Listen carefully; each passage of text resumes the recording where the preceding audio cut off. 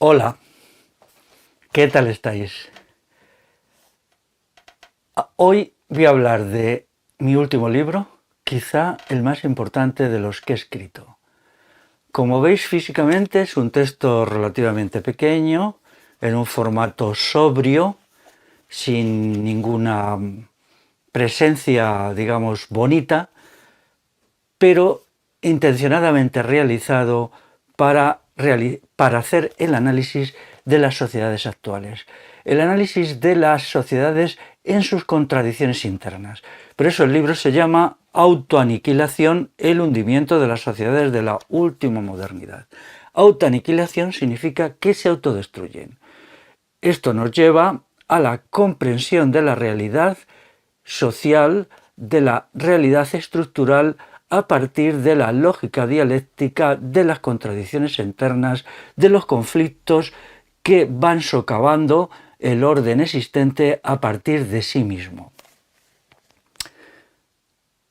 Quienes creen que las sociedades se fortalecen ilimitadamente y se amplían y avanzan sin generar al mismo tiempo elementos de aniquilación, de daño, de mal interior, es porque no comprenden lo que es la dialéctica. La dialéctica es el conflicto interior, el conflicto entre dos polos antagonistas, lo que indica que todo desarrollo es regresión, todo fortalecimiento es debilitamiento y toda ofensiva es defensiva. Las sociedades actuales, los modelos que los constituyeron hace ya 60 o 70 años, eran en realidad extremadamente frágiles, porque se basaban en unos principios que niegan los elementos básicos de los órdenes sociales bien constituidos. En primer lugar, la calidad, la valía y la significación del sujeto, como eran simplemente fórmulas crecientes de tiranía política, tiranía económica, tiranía educativa, tiranía mediática, tiranía cultural, pues entonces todo esto convertía al sujeto no solamente en un individuo tiranizado, sino por ello mismo, al alcanzarse un cierto nivel de tiranización, se convertía en individuo aniquilado. Claro, esto es una contradicción en términos, porque al fin y al cabo el orden constituido depende del individuo. El individuo paga los impuestos con los cuales se crea el aparato policial, militar, educativo, mediático, sanitario, policial. Entonces el sistema necesita sobredominar, pero al sobredominar destruye, y al destruir crea un sujeto y un orden social crecientemente ineficiente y cada vez más inválido. El texto, vélo comentando, me gusta comentar este libro porque he trabajado no los 3 meses que he dedicado a escribir, sino muchos años en él, ¿no? A mí hay gente que me conoce por mis estudios de historia, entonces estaba obligado a atreverme a historiar la sociedad actual. No solamente lo que pasó hace 1500 años, hace 1000 años, hace 200 años, sino ahora. Era capaz de historiar la sociedad actual como he hecho, por ejemplo, con la revolución antomedieval positiva, la revolución liberal española, la Segunda República, la Guerra Civil, el movimiento Bagauda. Era un reto, fue para mí un reto ir entrando en las contradicciones, en las antinomias y en las inconsecuencias del orden actual, que para algunos es inamovible, es pétreo, es perfecto y es eterno. No existe nada eterno. Nada es eterno, porque la noción de eternidad niega la contradicción interior. Solo Dios es eterno y bueno, pues para los creyentes con Él existe la eternidad, para los no creyentes pues no. Pero Dios en todo caso pues no es este mundo es finito y es simplemente humano y terrenal. Yo leí ya hace años con interés libros como por ejemplo Historia de la decadencia y caída del Imperio Romano de Edward Gibbon. Este libro de 1788 pues va explicando cómo el Imperio Romano se va desintegrando. Es la primera vez que se intenta dar una explicación de conjunto. Gibbon, que era un autor inglés, pues la verdad es que desarrolla muy poquito, se mete en unos despeñaderos bastante absurdos, al seguir críticamente a Voltaire, pues falla. Pero la intención última del libro es buena, entender qué sucedió, ¿no? Luego está el libro de Oswald Spengler, La decadencia de Occidente, que, aun cargado con todas sus connotaciones extremoderechistas, filonazis, etc., en el terreno estrictamente intelectual, pues también es una explicación profunda. Aunque estos autores, pues la verdad, no pensaban en términos de poder que se hace cada vez más poderoso, ni en términos de contradicciones económicas que operan en la base productiva. Yo, que soy un gran aficionado a la economía, en el libro que hoy estoy comentando, le dedico bastante espacio a la economía, de tal manera que los dos puntos esenciales del libro pues se refieren precisamente a economía. Pero en esta economía que está acostumbrada a la gente y ciertos sectores que se creen radicales, que le están dando siempre vueltas a la economía monetaria, buscando soluciones monetarias. No, yo voy a la economía productiva. Para mí la economía básicamente es producción y circulación de bienes. Eso es la economía, y eso es una economía sana. Y entonces veo que lo que está pasando en la base productiva y lo que encuentro pues es inquietante. Luego ya en los más cercanos a nosotros pues está lo que el libro de Paul Kennedy, Auge y caída de las grandes potencias, que es ya del año 1988, un libro que, bueno, me ha gustado porque es un análisis frío de cómo van subiendo y cayendo las grandes potencias, empezando por el imperio castellano-español del siglo XVI. En realidad, Paul Kennedy se queda en un estadio muy elemental del análisis porque no entra en la desestructuración de las sociedades. ¿Cómo se desestructura una sociedad bien estructurada? No se trata solo de que se derrumbe el imperio, porque el imperio se desmorona y la sociedad que ha creado ese imperio pues respira aliviada. Los imperios son siempre algo muy negativo, camisas de fuerza y cosas tremendas, incluso para las sociedades que crean los imperios. Por lo tanto, él no comprende que el declive de los imperios a menudo es el declive de la sociedad que lo origina. Pero a mí, bueno, los imperios me parece bien que se destruyan todos, es estupendo, ¿no? Es un alivio para los imperialistas y para los imperializados. Pero hay que dar un paso más, comprender qué está sucediendo en la base última de la sociedad.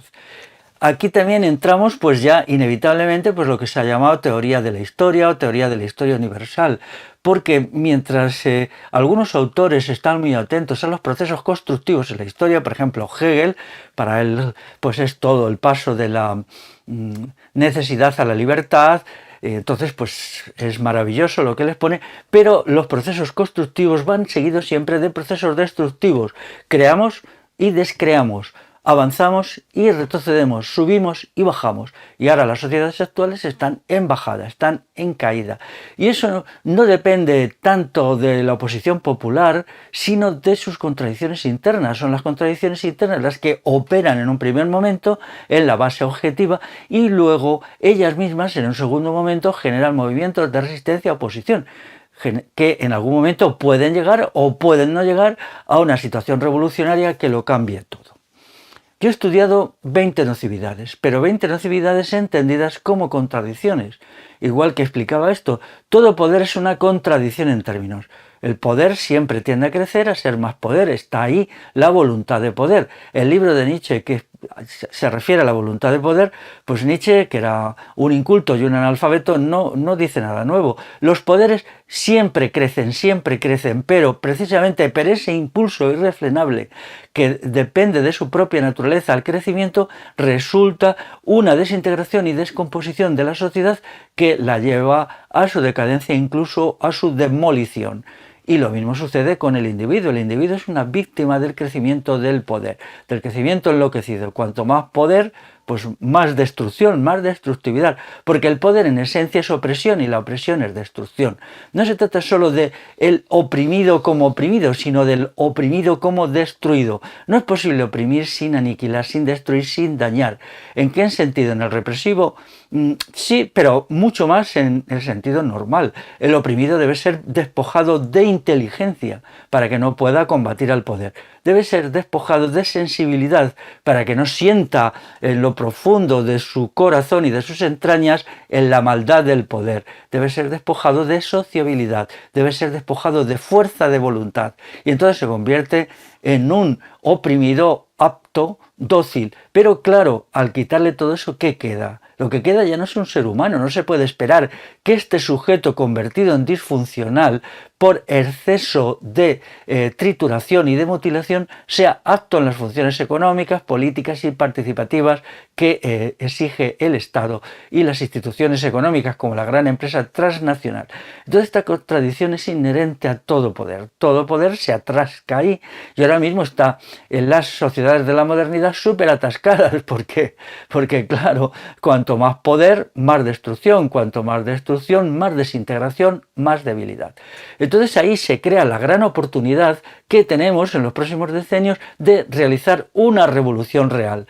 Toda esta gente que ha llorado tanto tiempo porque las revoluciones son imposibles, que el consumo, que todas estas necedades, que son simplezas y simplonerías, pues ahora van a tener la oportunidad. Ahora ya no pueden acusar a las condiciones de no ser revolucionarias. Eso se hacía en realidad para justificar que quien no eran y no son revolucionarios son ellos. Ellos son conformistas, les gusta este orden putrefacto, descompuesto, y a menudo pues viven de él porque son funcionarios, altos funcionarios, intelectuales de campanillas, y claro, ellos viven muy bien porque ellos se hacen con un trozo enorme del pastel de la economía, y entonces pues ¿para qué quieren revoluciones? Ellos serían víctimas de la revolución, ¿no?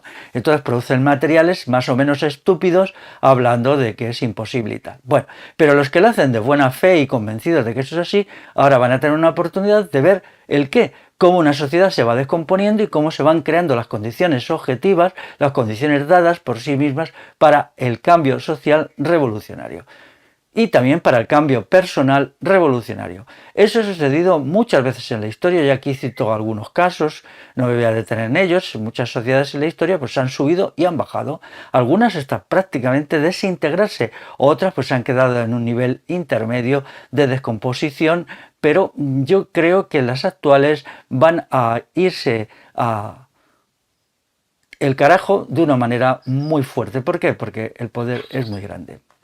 Quiero decir que a mí me preparó para comprender lo que está sucediendo en los estudios que hice sobre demografía. En mi libro Erótica creadora de vida, pues yo había estudiado y lo llevaba estudiando bastantes años todo el fenómeno demográfico. El fenómeno demográfico es la nocividad número uno, porque simplemente vamos inmediatamente ya a una humanidad que no, sin humanidad, es decir, una humanidad en donde la cantidad de aptos para el trabajo pues va a ser crecientemente menor. Y esto no ya dentro de 50 años, sino ya mismo. Cada vez más los poderes constituidos están retrocediendo, sus mentiras gordísimas de hace solo 5 años las sustituyen por mentiras menos gordas de hace 3 años, y ahora ya pues se empiezan ya a demostrar inquietud y desasosiego por esta catástrofe, este desastre que va a hacer pues que el número de personas que componen la humanidad pues se reduzca a la mitad, y luego a la mitad de la mitad, y luego a la mitad de la mitad de la mitad, pues en muy poco tiempo, en 10, 15 años, como mucho en 20. Esta es la primera catástrofe, la primera nocividad. Esto no ha pasado nunca en la historia de la humanidad. Las causas de las descomposiciones han sido otras: conflictos entre las élites y el pueblo, conflictos dentro de las élites, imposibilidades económicas, sobreopresión, pero nunca demografía. En el caso del Imperio Romano sí hubo un poco de demografía, pero ligado a los fenómenos de una sociedad esclavista, la captura de esclavos. Cuando ya no se pueden capturar más esclavos, pues entonces empieza a faltar la mano de obra, ¿no? Aquí es diferente, cada sociedad tiene su propia particularidad y esto es lo determinante.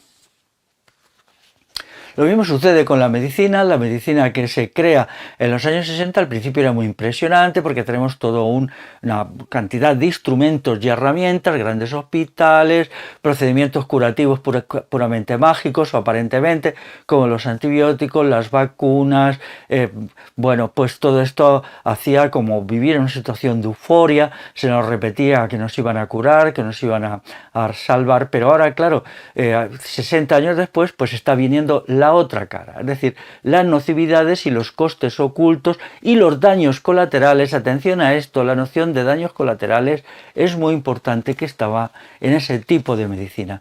En los últimos 10, 15, 20 años todo esto se está poniendo en evidencia, con una humanidad crecientemente enferma, crecientemente estéril, crecientemente disfuncional, crecientemente doliente, crecientemente incluso menos apta para las funciones productivas básicas.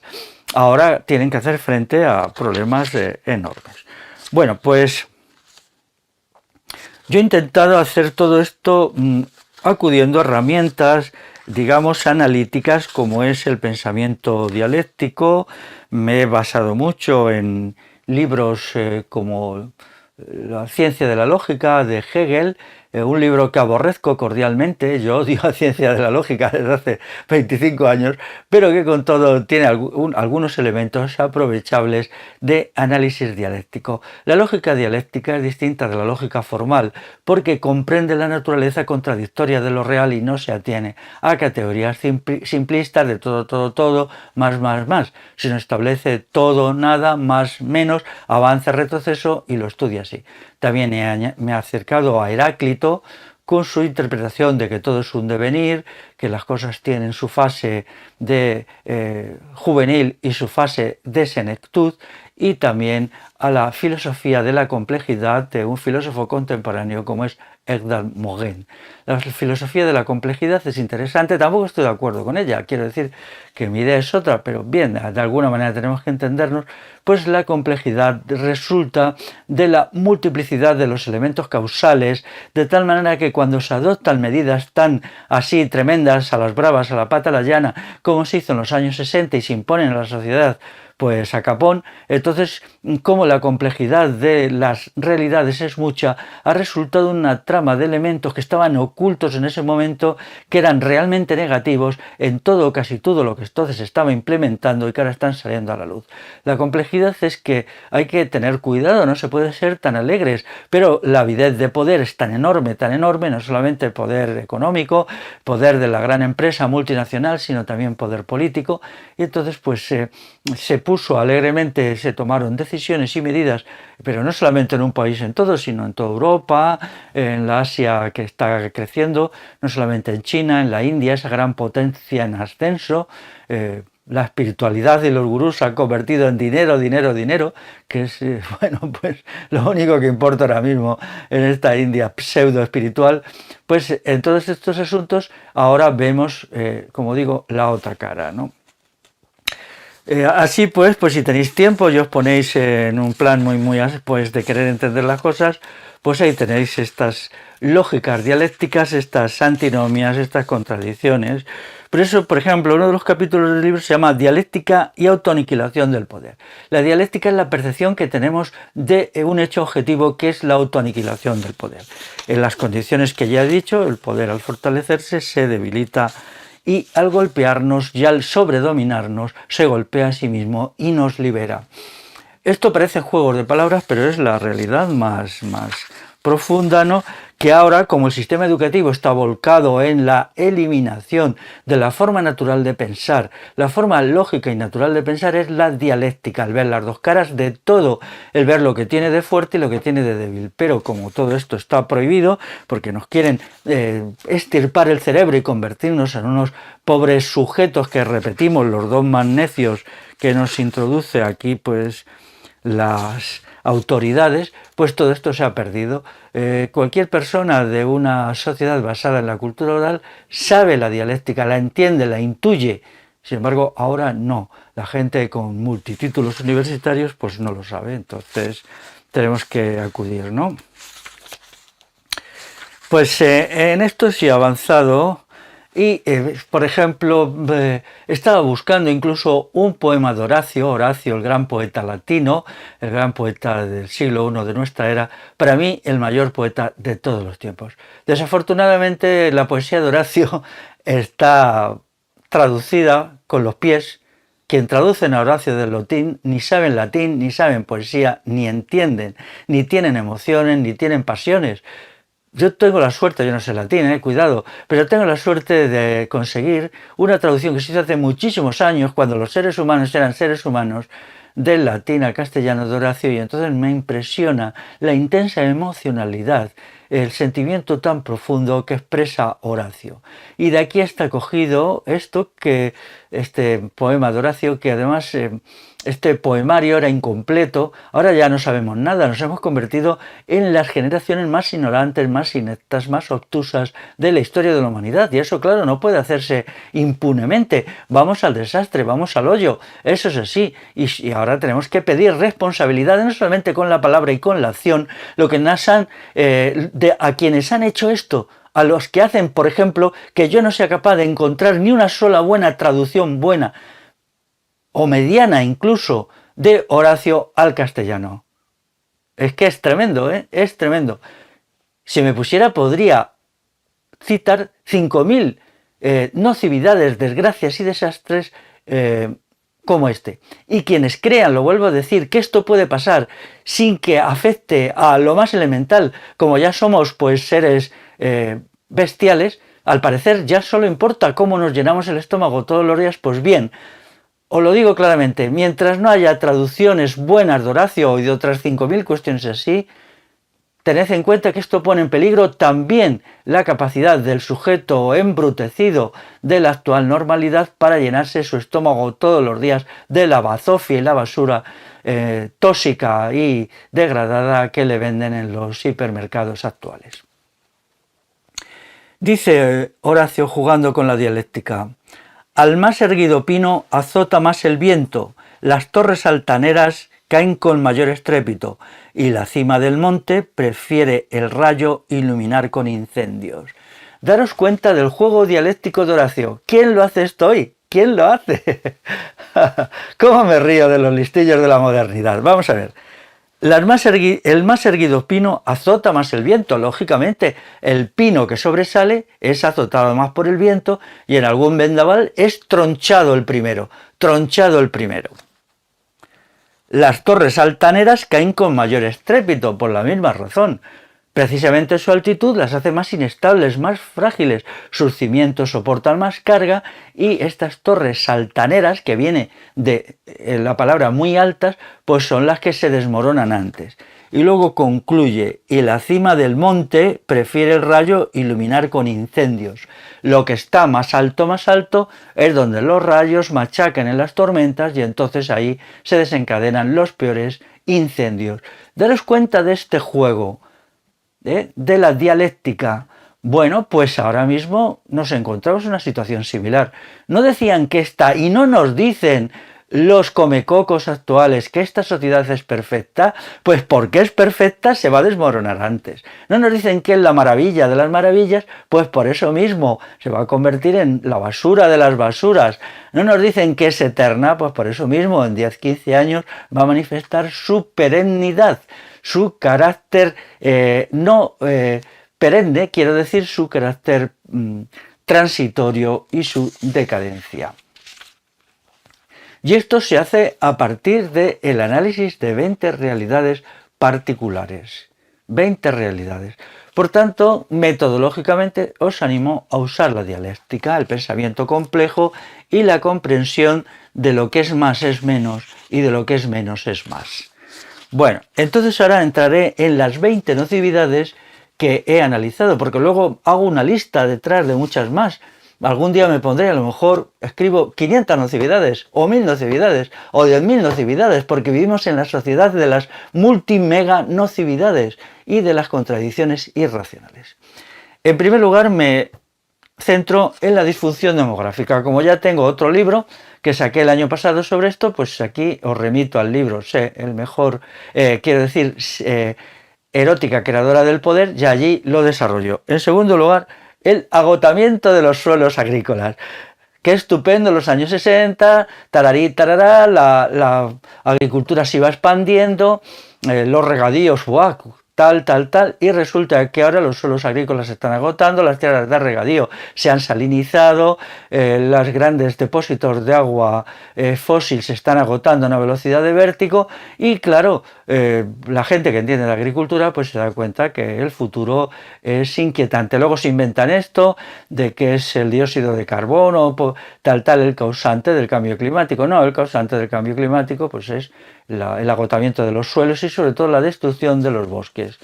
En 30 o 40 años, pues el agotamiento de los suelos agrícolas hará un decaimiento drástico de las cosechas, que a ver cómo los van a resolver los sabiondos que nos gobiernan, veámoslo. Tengo mucho interés a ver qué dicen, por ahora no dicen nada, solamente están ahí calladitos. Ya es bastante visible cómo los rendimientos por hectárea pues están cayendo, y solo se evita eso pues introduciendo cada vez más y más insumos. En tercer lugar, pues la sociedad está constituida por seres cada vez más enfermos. La sobremedicación, todo este aparato terrorífico, ultratecnológico, solo está haciendo matar la capacidad curativa innata del ser humano, que es lo esencial, porque las intervenciones médicas de la medicina tienen que ser lo secundario. Lo normal y lo habitual es que el ser humano se cura a sí mismo, y solo lo secundario y lo excepcional la intervención médica. Pero cuando esto se ha trastocado, porque ya se sabe, nosotros no somos nada, somos enfermos perpetuos, ¿qué nos salva? El estamento médico del Estado. El estamento médico del Estado nos salva y nos perdona la vida una docena de veces cada día. Pues esto ahora se está convirtiendo en su contrario, y la cosa está explotando por todos los lados, como estamos viendo en este año de gracia de 2020. En cuarto lugar está el aniquilamiento de la libertad. Esta es la nocividad primero. Cuando se destruye la libertad, se destruye el sujeto, porque el sujeto necesita de la libertad para realizarse. Cuando se le prohíbe realizarse y ser el mismo, tanto como ser individual y como ser social, entonces el sujeto entra en un proceso de trituración, de descomposición, de aniquilación. Esto lo vemos perfectamente todos los días. Personas que no se encuentran a sí mismos, que no saben cómo estar en el mundo, que no saben qué son, que simplemente buscan la huida, que viven en un estado de estupor y entontecimiento permanente, porque cuando al sujeto se le niega ser por sí y se le hace ser según le dicen las instituciones que sea, entonces la inteligencia decae y decaen todas las cualidades que necesitamos para vivir. La aniquilación de la libertad es la causa número uno de la decadencia, y quien busque salir de esto en la tecnología o en algún estado más totalitario, que es lo que se está haciendo ahora, o en alguna manera de, vacunarnos a todos de todas las enfermedades habidas y por haber, psíquicas, mentales, emocionales y lo que sea, lo único que harán serán agravar la condición del ser humano y destruirnos todavía más, y por lo tanto destruir al sistema. Porque, vamos a ver, está claro, ¿quién mantiene el sistema? Pues la gente normal, con sus impuestos y con la explotación que se le somete. Si esta gente de ser normal se convierte en anómala porque se la hace con anómala, pues el sistema empieza a cuartearse y a crujir, que es lo que está pasando. Luego entro en el falso enigma de la productividad del trabajo. El sistema actual está tocado de base en la productividad. La productividad del trabajo está estancada desde hace mucho tiempo, en realidad está en retroceso, y eso es un elemento que se intenta ocultar. A quien habla de ello pues le cae algún capón que otro bastante fuertecito, arruina sus carreras académicas y acaban pues poco menos que trabajando de fregar váteres, ¿no? Entonces, pero es la verdad, y de vez en cuando siempre hay por ahí alguien un poco más valiente o quizá un poco más inconsciente que lo dice. Luego está la devastación del ser humano en la producción asalariada. Esto es un fenómeno tremendo actual. Yo hasta hace unos años quería que el sistema de trabajo asalariado se hace más funesto cada 20 años. Se ha descubierto que no, que ahora se está haciendo más funesto cada 10 años. O sea, pero funesto en el sentido el doble de funesto. Y ahora yo creo que se hace más funesto en 5 años, sin resolver el problema del trabajo forzado, del trabajo neoforzado. No hay solución. Los que vienen con bobaditas, con este remedio, esta cosita, esta pequeñez, esta tontería, para resolver los grandes problemas de nuestra sociedad, les diré no, no y no. Pensar en la cuestión del trabajo asalariado. Roma y muchísimas sociedades del pasado se hundieron por el trabajo esclavo, se hundieron por eso, por todas sus destructividades y nocividades, y la sociedad actual se está hundiendo por el trabajo neoesclavo, que significa exactamente por falta de libertad en el acto productivo básico, porque el acto productivo no es libre, porque el trabajador no es libre, y eso crea unas disfuncionalidades descomunales que ahora están ya en un estado, bueno, pues están disparadas, están, digamos, se han salido de Madrid, ya no las puede controlar el poder ni las puede controlar nadie. Luego está la represión del eros heterosexual. La represión del eros heterosexual no solamente ha llevado al desplome de la natalidad como causa primera, sino que el eros heterosexual es el fundamento de la vida exterior e interior. No solamente este eros da vida al provocar nuevos nacimientos, sino que es un elemento decisivo para que el individuo se construya como sujeto de calidad a través del amor, el erotismo y el sexo. Cuando esto se le prohíbe de una manera expeditiva, brutal, lo que se ha hecho en los últimos 40 años, desde la revolución sexual de los años 60, que fue una contrarrevolución sexual hasta hoy, toda la ideología de género, es una monstruosidad, porque el individuo ha sido caotizado, sobre todo las mujeres. Todo esto va dirigido contra las mujeres, aunque aparentemente, pues ya se sabe, va a defenderlas y tal, porque claro, el Estado actual pues es feminista y entonces es defensor. Bueno. Ahora estamos también en el momento en que la represión de la convivencia se hace según el modelo de Hobbes, del filósofo este. Hemos llegado a un máximo que el año que viene será otro máximo en la guerra de todos contra todos. La guerra de todos contra todos la necesitan las instituciones para realmente enfrentarnos, para no permitir que nos unamos contra ellas. Pero, atención, cuidado, a partir de un momento la guerra de todos contra todos es la destrucción. Ahora vivimos una lucha de abrazo partido que se está llevando por delante todo. O sea, la gente sale a la calle con su hacha y se pega con el de al lado, con el otro, pim, pam, pum. Esto es demasiado. Yo creo que incluso en las esferas del poder a un alto nivel, hay algunas personas que se dan cuenta que se han llevado las cosas demasiado lejos, que nos azuzan unos contra otros de una manera ya que es completamente disfuncional. Pero como las élites del poder están allá arriba en las alturas y no se enteran nada de cómo vive la plebe, para ellos pues nosotros somos solo chusma y basura a la que hay que triturar de mil maneras científicas, policiales y como sea, pues han perdido el contacto con la realidad y no están conectando con quizá las advertencias que se les está haciendo por parte de algunos observadores de la realidad sobre que este régimen hobbesiano de guerra universal, de conflicto interpersonal perpetuo, habría que ponerle un poquito de sordina y rebajar un poco la intensidad. Tenemos el problema del caos en el gasto sanitario, que está hipertrofiado. Ya lo de la sanidad pues ya se ha pasado también de control.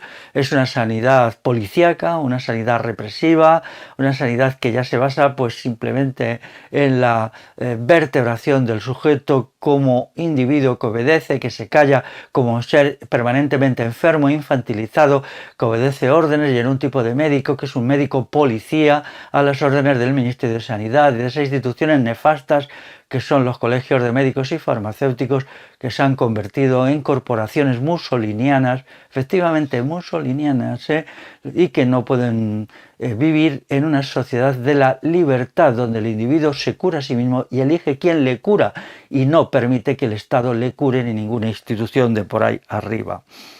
Luego tenemos los daños colaterales y los costes ocultos por la devastación de la cultura popular. Se ha destruido completamente la cultura popular, se ha creado una pseudocultura culta que ni siquiera es la cultura propia de Occidente, hecha de majaderías, errores, necedades y disparates fabricadas por los profesores funcionarios, y esto claro repercute. El sujeto aculturado es también un sujeto que vive en un estado de angustia permanente, porque muy en el fondo de su cerebro comprende que los elementos que tiene para comprender y transformar la sociedad y vivir en ella son falsos, aunque sea de una manera profunda lo intuye, y esto crea una ansiedad y una angustia permanente que le hace vivir desasosegado, que no le permite dormir bien, no le permite estar estar en el mundo con serenidad y que le hace enfermo. La enfermedad psíquica que proviene de esta aculturación se convierte a menudo en enfermedad física. No está siendo gratuito para el poder constituido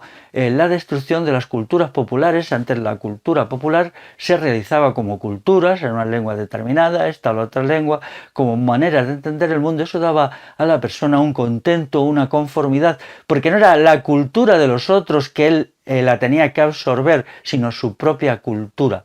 Como él la hacía, él la entendía, este sujeto colectivo, el pueblo.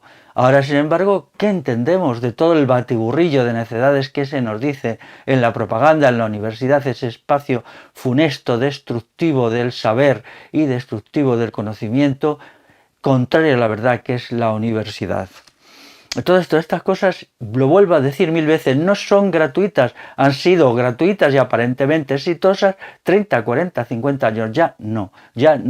Y ahora está el problema de cómo salir de ahí, de este follonazo en donde nos han metido, y como no hay manera de salir de ahí, pues lo que se intenta es huida hacia adelante, destruir al individuo con pretextos sanitarios, con asuntos de más represión, más control, más encerrarle en su casa, más hacer verle al otro como alguien que le puede dañar, y entonces lo que está resultando pues es más de lo mismo en dosis mayores, con lo cual pues las males de fondo se hacen mayores. Estudio también el alcoholismo de masas, aproximo un momento crítico, lo diré brevemente. Ahora mismo hay un 7% de alcohólicos, un 8%. Avanzamos muy deprisa. Ninguna sociedad puede tener un 15% de alcohólicos. Es imposible, porque eso significa que no puede ser 1 de cada 6 personas un alcohólico. Pero cuando al individuo se lo ha privado de todo, se lo ha privado de un trabajo razonable, porque lo que se hace es triturar en el trabajo. Se le ha negado su cultura y se le ha metido esa bazofia repugnante que la gente tiene hoy en la cabeza. Se le ha negado el amor, el erotismo y el sexo. Se le demoniza de todas maneras posibles. Se le lanza contra él operaciones de ingeniería social. ¿Qué va a hacer este sujeto amedrantado, a la defensiva, triturado? A menudo alcoholizarse, porque es tanta la angustia interior que tiene que huye al alcohol. No estoy justificando, no, al contrario, yo llamo a la gente en que busquen los elementos naturales de realización, como puede ser precisamente el amor, la convivencia, el retirarse al interior de sí mismo, el silencio interior, el fortalecimiento de los valores de la voluntad. Tiene que retirarse a estos elementos constructivos y dejar el alcohol, pero en el estado de caotización absoluta del sujeto podemos entenderlo. Pero ¿cuánto se va a tardar en conseguir ese grado de alcoholización? En cómo van las cosas, tal vez 7, 8, 10 años. ¿Y luego qué? Me pregunto, ¿luego qué? Si sumamos a esto el grado que tiene la drogadicción en sus dos versiones, la legal, que es la mayoría de la drogadicción, a las mujeres se les está drogando de una manera terrible. Las mujeres viven drogadas, el 40 y tantos % de ellas sufren estados de ansiedad y de depresión terribles, y entonces viven como drogadictas perpetuas. Entonces, ¿qué va a suceder luego? Una humanidad disfuncional, pero disfuncional para los trabajos básicos. Y esto no va a pasar dentro de 1000 años, ni siquiera de 100, ni siquiera de 50, sino probablemente en 10 años. En 10 años. O sea, entonces, pues vamos a ver.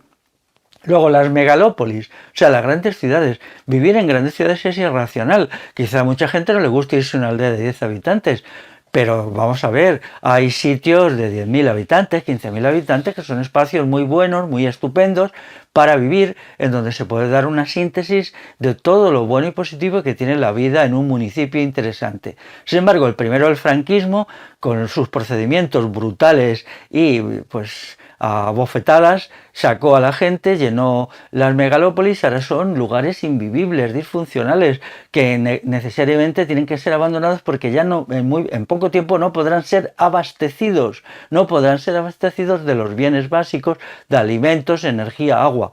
¿Cuánto tiempo? Pues depende de muchos factores, pero no es una cosa que va a pasar dentro de 1000 años, no, está ahí ya. Los elementos de decadencia de la ciudad pues están ahí. Y no vale de nada estas micro soluciones del ecologismo, que entonces a un problema gordísimo te buscan una cosita, ya está bien de microsoluciones. Estoy muy enfadado con estos demagogos. Vamos a plantear el problema en toda su dimensión, vamos a atrevernos a decir la realidad como es y no vender cositas que solo hacen el efecto de calmantes y narcóticos en la conciencia de la gente normal que sí percibe esto a su manera, quizá intuitiva, quizá no sistemática, quizá no reflexiva, pero sí lo percibe.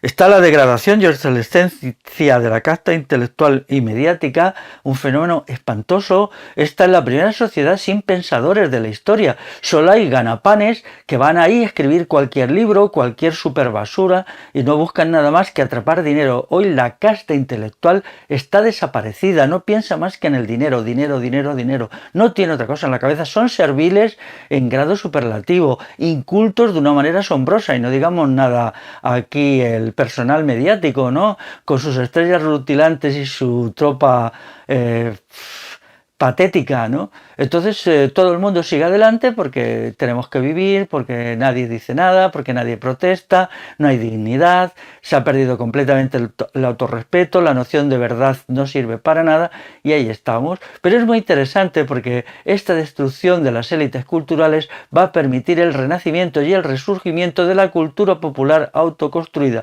Yo aquí soy muy optimista y creo que vamos a lograr mucho en poco tiempo.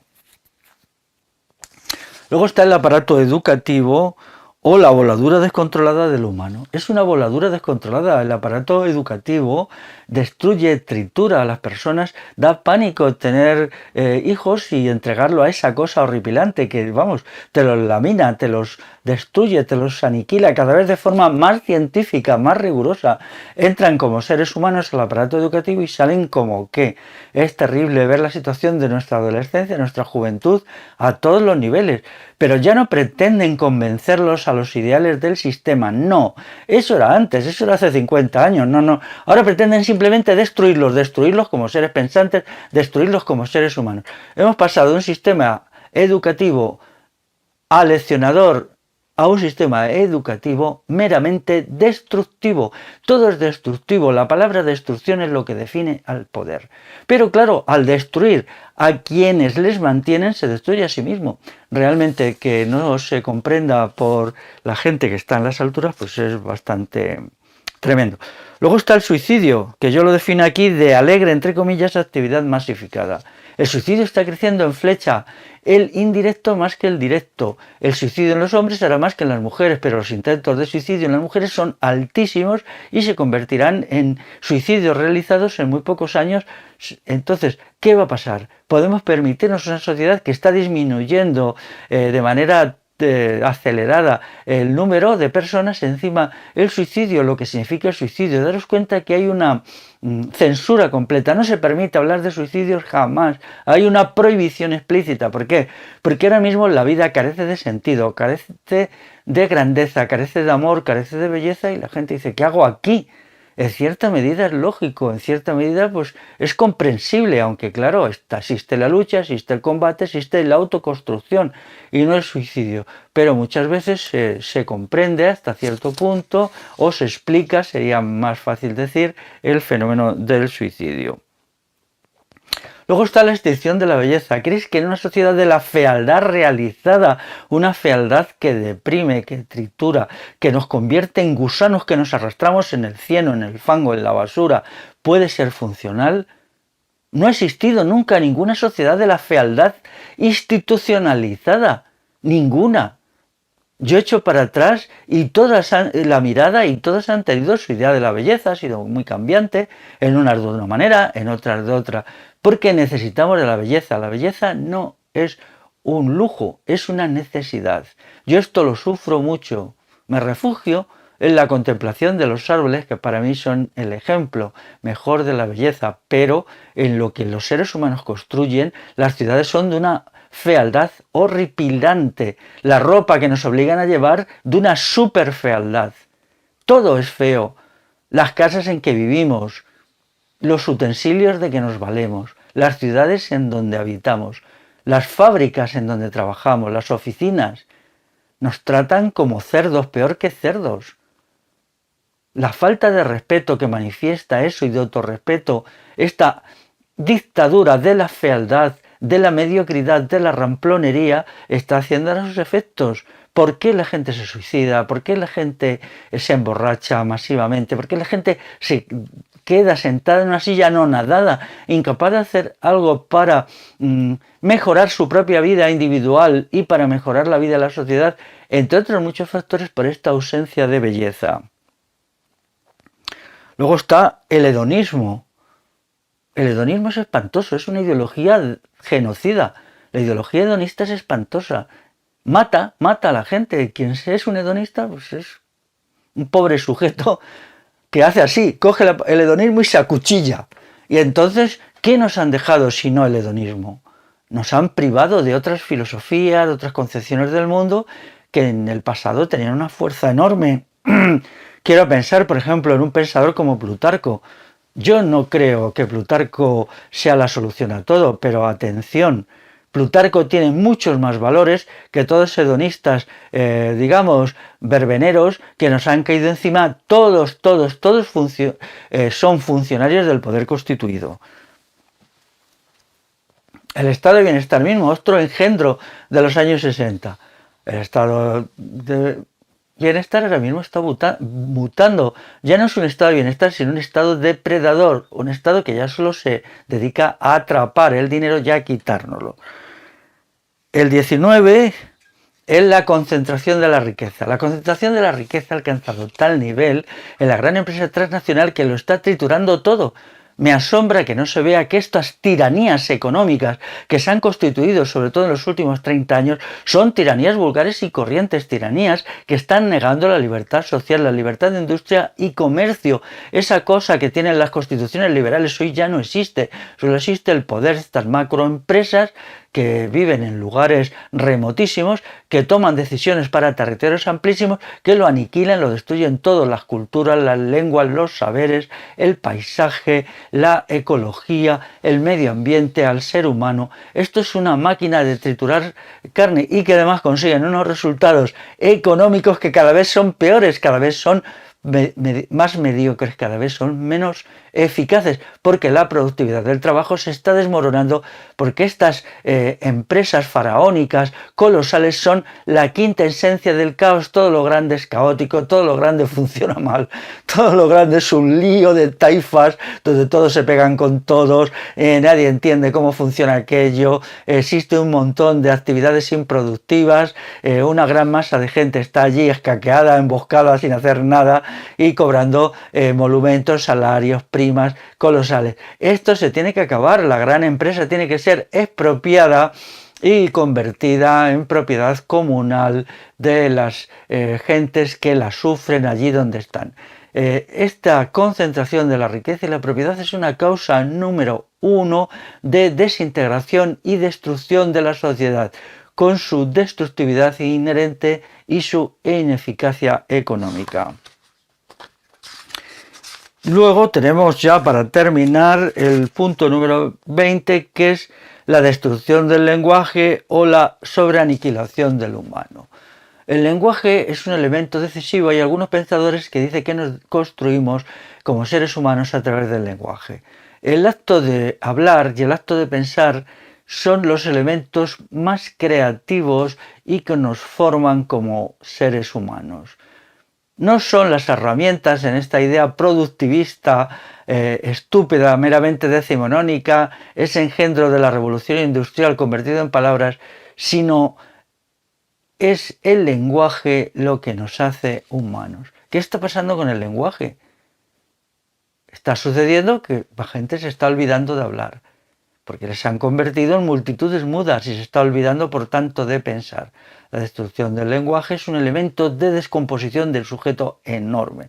Recuperar el lenguaje exige, en primer lugar, recuperar una sociedad democrática en donde el individuo participe y no sea simplemente un títere manejado por las mafias de los partidos de turno, sean de derecha o sean de izquierda, sino que él participe en la toma de decisiones, sino en esa parodia ridícula, totalitaria y fascista que son las votaciones actuales. Entonces, Eso por una parte, y por otra, la recuperación de la cultura popular. La cultura popular siempre ha sido oral y tiene que ser esencialmente oral. La oralidad es el elemento decisivo. Eso requiere una vida comunal, una vida participativa, una vida vecinal. De todo esto se nos ha privado y como consecuencia se nos muere el lenguaje. Y ya nos meten en ese engendro hediondo que es este inglés neolengua, que no es el inglés popular, sino esto que han inventado los funcionarios, los militares y los burócratas para aniquilarnos en el interior de nosotros mismos al introducir en nuestras mentes un idioma que no vale para pensar, porque está ideado y proyectado con ese criterio.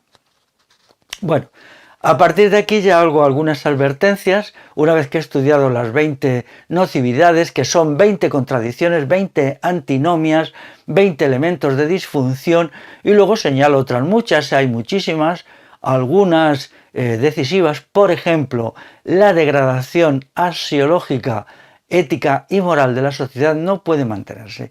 Hay una norma que ya lo decían los pensadores griegos que dice: una sociedad no puede subsistir en la degradación de sus costumbres, pero no puede subsistir ni siquiera en el terreno económico, en el terreno productivo, en el comer de todos los días. Esta distorsión que se ha hecho de considerar la ética una especie de lujo prescindible de la misma manera que se hace con la belleza o con el lenguaje, esto está equivocado.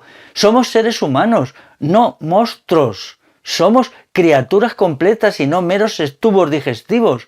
Entonces, estas locuras y estas maldades han funcionado unos decenios, pero ahora ya no. La ética es necesaria, una sociedad estructurada desde valores. ¿Cuáles? Los que se vayan decidiendo en un debate libre. La palabra libre hoy es imposible, donde hay unas estructuras de poder económico que son inamovibles, poder militar, poder policial y de poder económico como esas actuales, no puede haber un debate libre porque inmediatamente estos poderes pagan a miles de sinvergüenzas, de golfos, de matones que vienen aquí pues con sus discursitos a distorsionar y a manipular el debate libre. Pero no puede haber futuro para la humanidad, ni siquiera en el terreno biológico básico, esencial, sino un gran rearme axiológico y moral. No. Y es una de las tareas que tenemos que abordar en los próximos decenios. Ya sabéis que yo tengo un libro sobre ética y valores y que en esta cuestión pues hay muchísimo que hacer. Pero vamos a ver, cuando se nos dice que solo importa la economía y la tecnología porque sirve a la economía, esto es falso, falso completamente.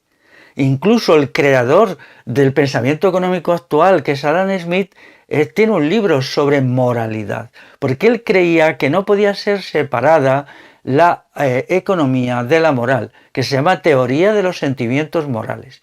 Aunque a mí Adam Smith me toca cada vez más las narices, tanto en su libro de economía, La riqueza de las naciones, como en su libro de ética, tengo que decir que cuando esto se ha olvidado y se ha cogido y se ha roto el pensamiento de Adam Smith, aquí queda el libro de economía que celebramos entre comillas, y aquí el libro de ética que tiramos a la basura. Esto es un ejercicio demente, porque los pensadores griegos consideraban que la economía era una forma de ética.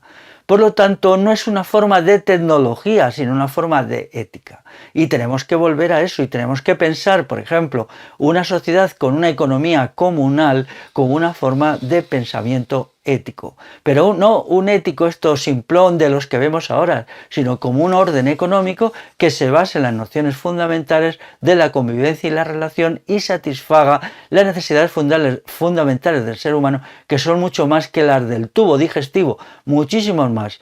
Pero al mismo tiempo satisfacer al tubo digestivo, que es legítimo, exige satisfacerlo como seres humanos. Somos seres humanos con necesidades específicamente humanas que no tienen las otras especies animales. Por lo tanto, sin satisfacer nuestra necesidad de bien moral o nuestra necesidad de verdad o nuestra necesidad de belleza, no podemos satisfacer nuestra necesidad de alimentos. No podemos. Y estos saberes que se tenían cuando en 1776 Adam Smith escribe su libro, o cuando la Escuela de Salamanca empieza la reflexión sobre economía en el siglo XVI, que es la primera escuela de economía que hay en Europa, la primera, aprender algo de ella y leer algo de ella. Yo en alguno de mis libros cito a sus pensadores más importantes. pues lo veían de otra manera. Y no veían el asunto como mecanismos institucionales, sino como calidad del sujeto que realiza el bien económico, sin sujeto libre, sujeto autoconstruido, sujeto moral, sujeto inteligente, sujeto con voluntad propia, no puede haber regeneración económica. Y aquí hay una revolución epistemológica, ya lo sé, lo entiendo, pero mi libro lo explica. Es verdad que mi libro no puede dar mucho más de sí, porque si me hubiera puesto a explicar todas estas cosas con detalle, no habría salido este librito, sino un libro de 1000 páginas que no me puedo permitir y vosotros seguramente no os podéis leer. Bueno, un capítulo muy interesante, los costes de dominación medidos en tiempos de trabajo.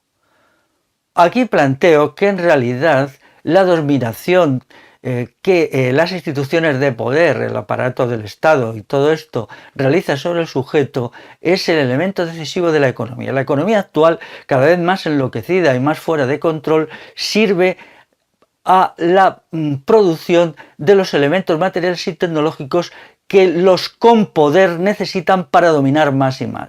Es decir, como el aparato de dominación actual, político, militar, policial, judicial, mediático, educativo, es carísimo y cada vez más caro, entonces se requiere una economía crecientemente volcada en eso. Entonces yo hago un estudio innovador sobre cómo trabajamos para ser dominados.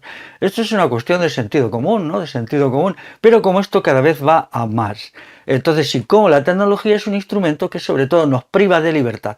No toda la tecnología, y puede pensarse también en otra tecnología, pero la tecnología actual básicamente surge del poder y sirve al poder. No puede ser de otra manera, porque lo que hay son tecnologías, y la que ahora tenemos es una específica, que surge del ejército principalmente y luego en segundo lugar de la gran empresa. Entonces esto lo recomiendo como conclusiones. Y luego hay también un apartado de conclusiones en la página 226, ya al acabar, y luego un anexo más sobre el catastrofismo monocausado. Hasta ahora había corrientes catastrofistas monocausales que, bueno, pues estaban fuera de lugar porque veían un problema que incluso en algún caso podía ser preocupante, pero no veían todo lo demás. No veían básicamente que la catástrofe número 1 de nuestro tiempo proviene de la trituración de la libertad individual y colectiva por aparatos de dominación poderosísimos. Por lo tanto, la batalla por la libertad se confunde con la batalla por la regeneración del ser humano, por la reconstrucción del humano y por la salvación de la humanidad, en un momento en que efectivamente la humanidad, su futuro, no está asegurado. Ha habido otras crisis en el pasado que, al ser crisis locales, se daban en un periodo, en un lugar, los continentes no estaban unificados y entonces se hundían sociedades, digamos, regionales. Pero ahora ya no, se ha producido una unificación de las sociedades de tal manera que las sociedades de la modernidad constituyen ya 4.000 millones más o menos de personas, que es la mayoría, es decir, ya son la mayoría del género humano. Estas sociedades están atravesadas por estas nocividades destructivas, cuyo elemento decisivo es la laminación de todo. Por lo tanto, ahora nos enfrentamos a un problema global, a un problema general, a un decaimiento y una puesta en peligro de la continuidad de la humanidad. Así pues, basta de catastrofismos de poca monta, de cositas facilitas, de especializaciones y ver el conjunto. Las nocividades que he citado son muchas, pero es necesario tenerlas en cuenta y ya digo, algún día a lo mejor me pongo y enumero simplemente otras 100 más, con lo cual ya tendríamos 120. Pero esto nos tiene que servir para mejorarnos personalmente, ampliando nuestra mente, nuestra capacidad de atender lo complejo, de tener en cuenta muchos elementos a la vez, de ser diferentes a como quieren que seamos los poderes constituidos. Bueno, pues a mí este libro me ha costado mucho hacerlo, y a vosotros, si lo leéis, os va a costar mucho leerlo. Es inevitable, los caminos fáciles nos llevan lejos. Toda esta cosita que con no sé cuántos caracteres se puede entender lo que está pasando, se puede entender las chorradas que el poder constituido quiere que comprendáis, pero los problemas profundos no se pueden entender.